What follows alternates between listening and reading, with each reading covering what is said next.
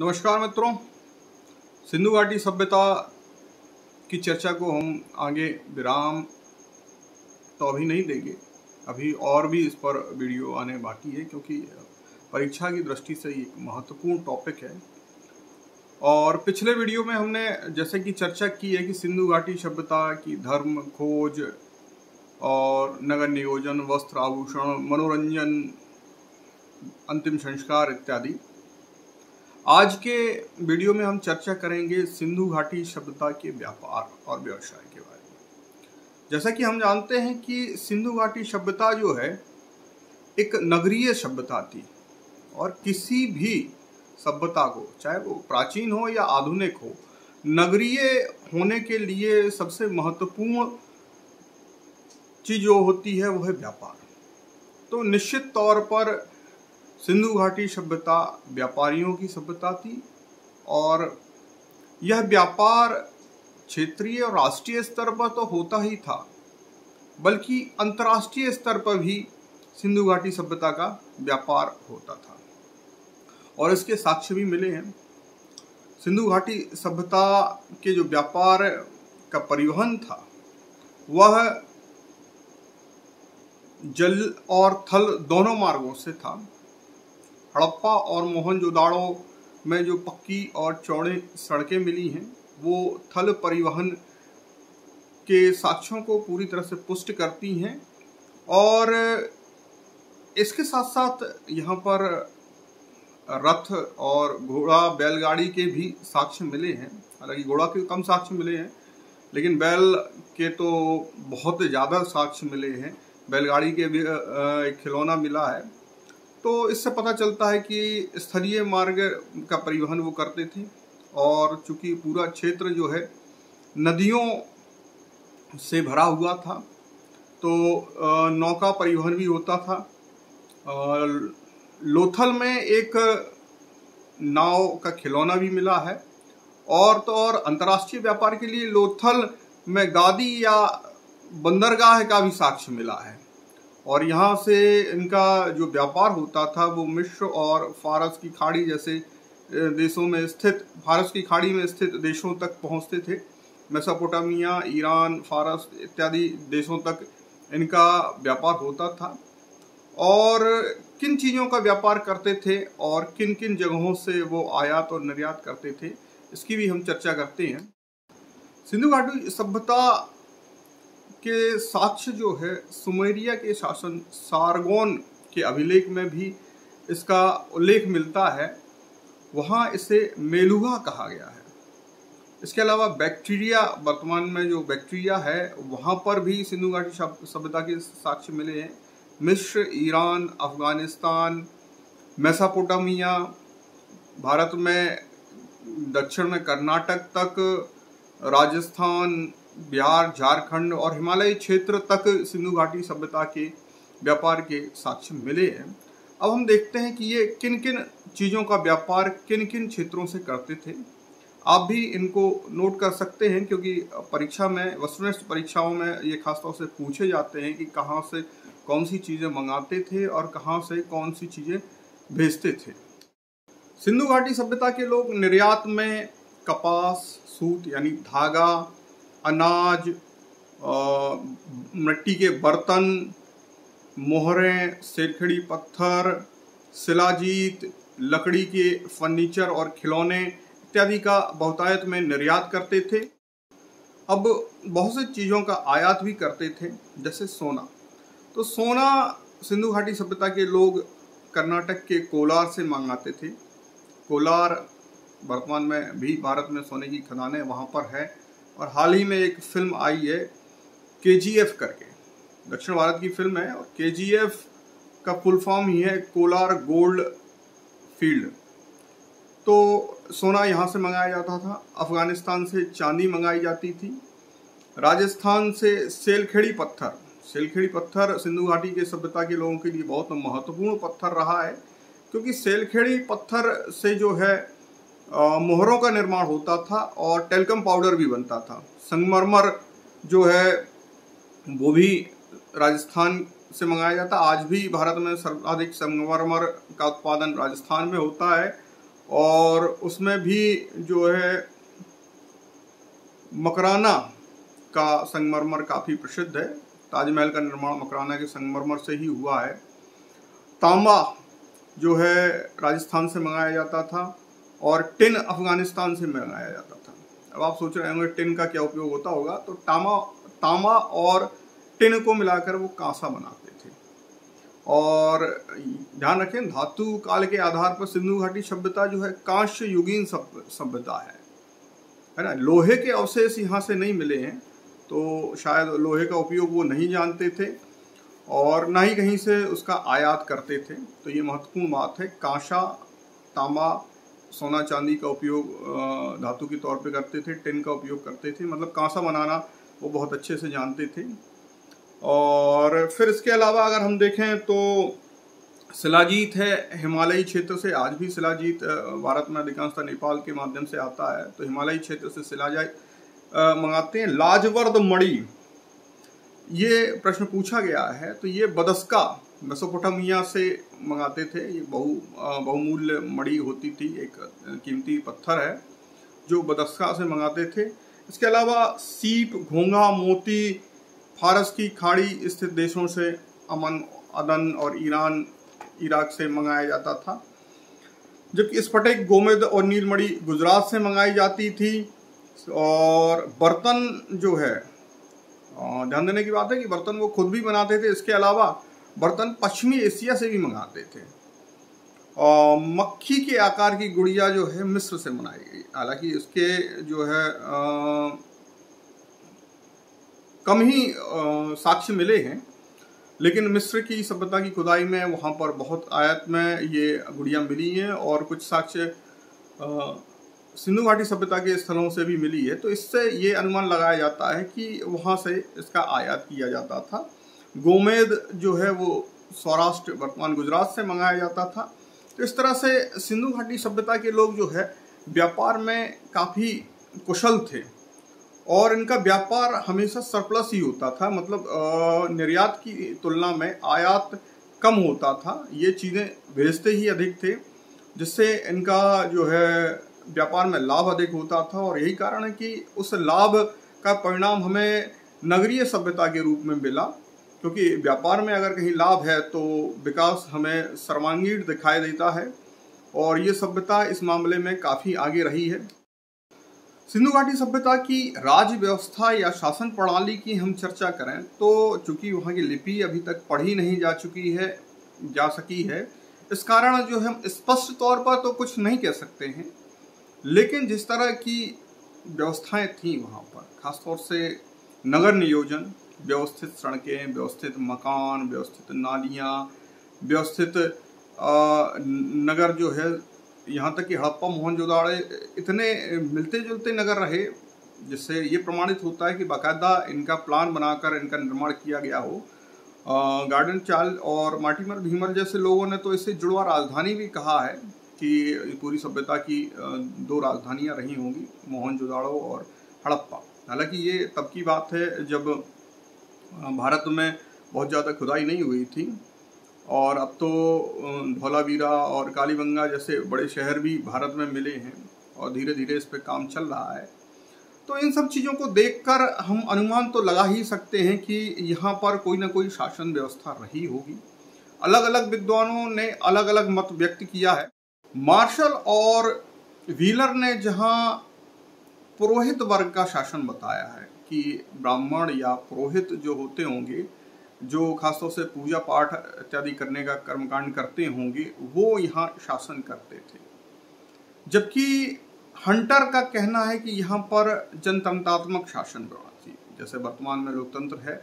लोकतंत्र के माध्यम से लोग जो है अपने शासक और या प्रतिनिधि को चुनते थे और उसके माध्यम से शासन होता था। आर.डी. बनर्जी ने यहाँ पणी वर्ग और रोमिला थापर और रामशरण शर्मा ने यहाँ पर वैश्यों का शासन बताया, क्योंकि जिस तरह से यह व्यापारिक सभ्यता थी तो इससे इनकार नहीं किया जा सकता कि हम व्यापारी ही शासन व्यवस्था और नीति नियमों को निर्धारित करते होंगे, लेकिन अभी तक पूरी तरह से इसके बारे में हम सही तरीके से नहीं कह सकते। तो परीक्षा की दृष्टि से आपके लिए महत्वपूर्ण है कि कौन कौन से इतिहासकारों ने किस प्रकार के शासन को निर्धारित किया गया है। हालांकि अभी भी पूरी तरह से ये निश्चित नहीं है कि यहाँ की शासन प्रणाली क्या थी, किस तरह के लोग यहाँ शासक थे। जो पुजारी वर्ग के बारे में मत मिले हैं वो मोहनजोदड़ो में मिली पुजारी की भव्य मूर्ति, जो पिछले वीडियो में मैंने मोदी जी के हमशक्ल के तौर पे कहा था, उस मूर्ति के आधार पर कहा गया। लेकिन अन्य जगहों से ऐसी मूर्तियां प्राप्त नहीं हुई हैं। और इसके अलावा जहाँ तक व्यापारी वर्ग का शासन है, तो व्यापार जिस हिसाब से था तो व्यापारी वर्ग का प्रभुत्व माना जा सकता है, क्योंकि अगर वो शासन व्यवस्था में अगर संलग्न होते तो शायद व्यापार उतने अच्छे से नहीं कर पाते। तो हो सकता है कि व्यापारियों द्वारा जो है सरकार चुनी जाती होगी और यहाँ के नीति नियम बड़े कठोर रहे होंगे, लोग भी अनुशासित रहे होंगे जिस तरह की व्यवस्थाएं मिली। आज हम वर्तमान भारत में भी इस तरह के नगर नियोजन और ड्रेनेज सिस्टम और सड़कें इत्यादि की व्यवस्था बहुत अच्छी तरीके से हम नहीं समझ सकते हैं।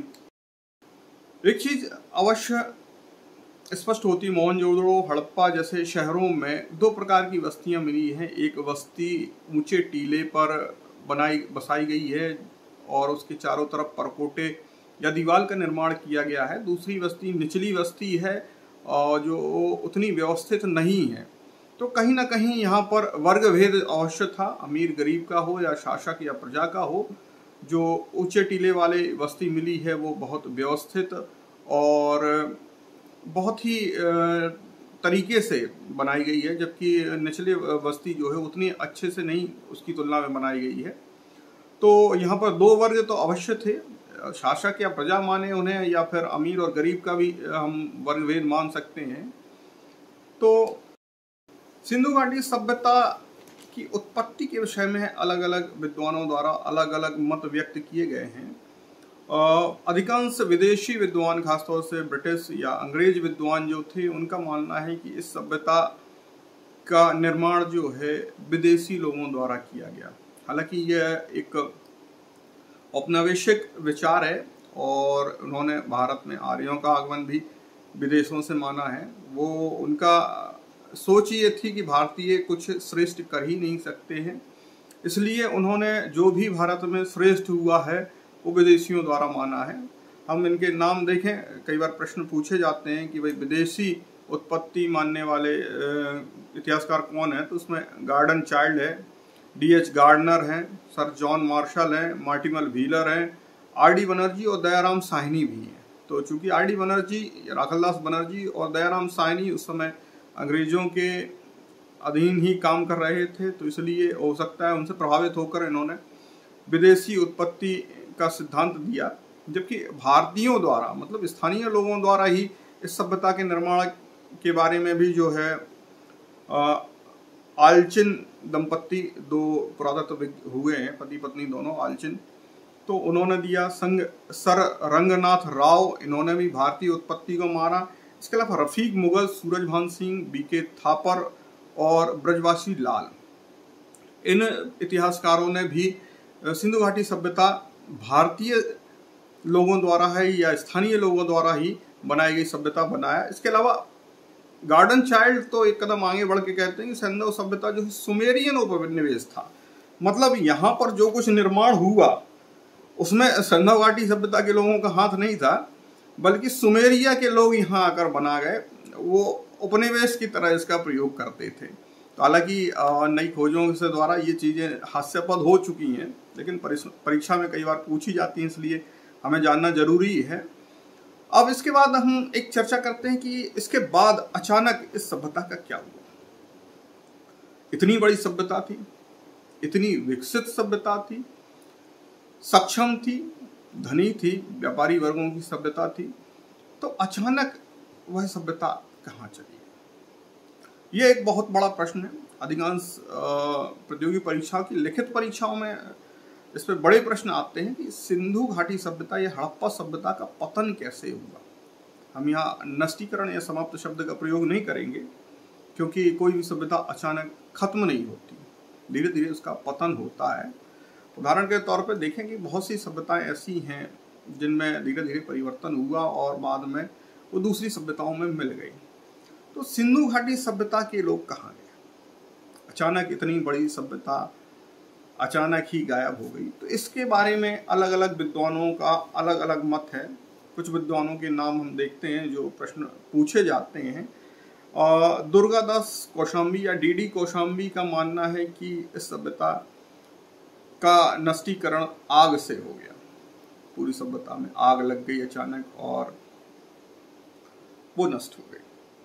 तो ये इस पर अगर हम चर्चा करें, थोड़ा सा तार्किक ढंग से सोचें तो संभव नहीं। आग के साक्ष्य कालीबंगा वगैरह में मिले हैं, जले हुए मकान मिले हैं, तो कोई एक शहर नष्ट हो सकता है आग से, पूरी सभ्यता नष्ट नहीं हो सकती। और वो भी छोटी मोटी सभ्यता नहीं थी।